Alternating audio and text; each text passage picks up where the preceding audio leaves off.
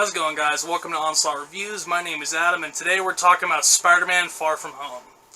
Alright, so I've been really enjoying what they've been doing with the Spider-Man character ever since they reintroduced him into the MCU in Civil War. And I really enjoyed Spider-Man Homecoming and frickin' the way they frickin' did his character in both Infinity War and Endgame. So I was really excited to see what they're going to do with Spider-Man Far From Home. So without any further ado, let's get into it. Alright, so this movie is coming off the cusps of one of the biggest MCU movies of all time with Endgame, and, slight spoilers, I know, if you haven't seen Endgame, but honestly, if you haven't at this point, you don't care. So, with the death of Tony Stark at the end of Endgame, now frickin' Peter Parker is kind of thrust into this kind of situation where he's supposedly supposed to kind of take up the mantle of Tony Stark, and frickin' he's kind of being pulled in all these different directions, and the movie kind of starts off kind of like that, and frickin' he's also going to be going on this trip to Europe, so he's kind of torn in between, trying to be Spider-Man and frickin' having all this responsibility kind of thrust on him after frickin' the events of Endgame, and just wanting to be just a kid on vacation, and he's trying to frickin', woo MJ and all this kind of stuff, and frickin', so it's very much, frickin', he's being pulled in all these different directions, and I really like that, frickin', it's really cool to actually see, a Spider-Man that's still in high school, that's still having to deal with, high school kind of issues, and frickin', growing up, while he's, being this hero, and, doing all this crazy stuff, so I really like that aspect of the movie.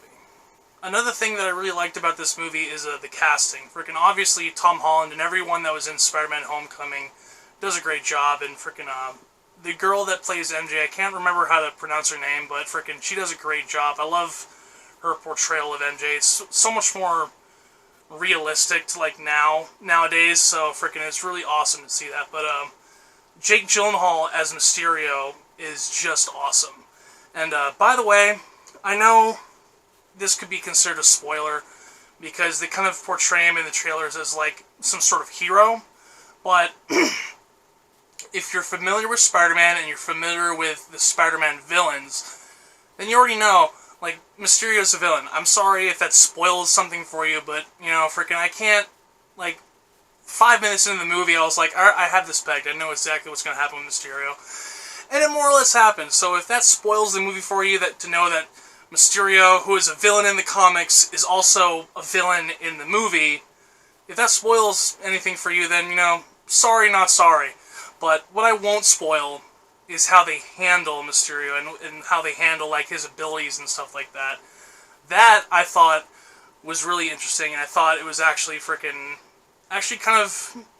kind of works well with the times, and with the whole, different, tech-based powers and stuff like that. And that's all I'll say about that. The next thing I want to talk about specifically with Mysterio, there's a great sequence between Spider-Man and Mysterio when they first actually battle each other.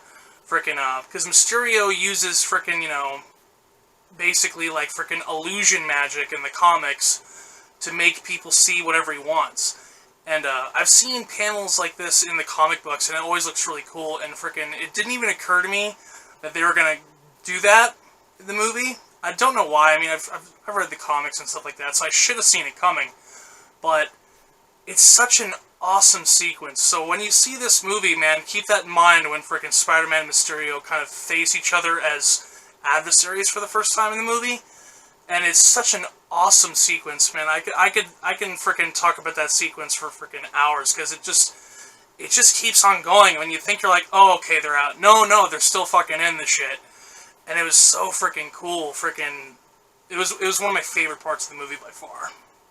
Another thing I want to talk about specifically is the action. Now, I think the director is actually the same director that did the first one, if memory serves me correct. And it really seems like he took everything he learned from Spider-Man Homecoming and was able to kind of amp up what he wanted to do, because the action sequences in this movie are so good. Everything from the first fight scene to the last major battle is so amped up and so freaking, it was shot so wonderfully, and freaking, you know, the way it was edited was great. Everything about it was great. I really couldn't find much that I didn't really like about this movie. And, yeah. So, the last thing I want to talk about is Spider-Man specifically. Freaking, I really like how he kind of handles all this pressure. Because, you know, freaking, like I said in the beginning, freaking, he's under a lot of pressure about freaking kind of taking up the mantle of Tony Stark, and he's being yelled at by everybody from Nick Fury and all that kind of stuff. And oddly, the only one that freaking really tries to kind of sympathize with him is Mysterio, which is, you know, funny, you know, seeing how things go. But by the end of the movie, freaking, he has like a new sense of purpose with him and stuff like that, and freaking you really kind of see like freaking like, oh, I see why Tony Stark freaking believed in freaking Peter Parker so much. He really does, you know, have that in him to, you know, to freaking, you know, come across, you know, great adversity and freaking come out the better for it. And freaking by the end of the movie, freaking, you know, he's in such a better place, you know, not counting the post-credit scene, which I won't spoil. It's pretty freaking crazy, but yeah, freaking, I really enjoyed this movie, and freaking, if you're a fan of the MCU in general, or you're a huge fan of Spider-Man, then I think you're really going to enjoy this movie. I think you're really going to freaking like it, so I'm going to give this movie 5 out of 5 stars.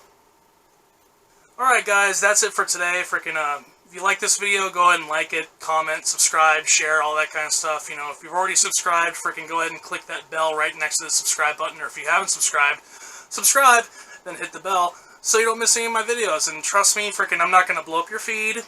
I don't post too much. You know, it's make a couple videos a week, give or take, freaking my schedule and stuff like that. But yeah. Also, if you want to freaking follow me on Instagram or Twitter, it's Adam_Onslaught1.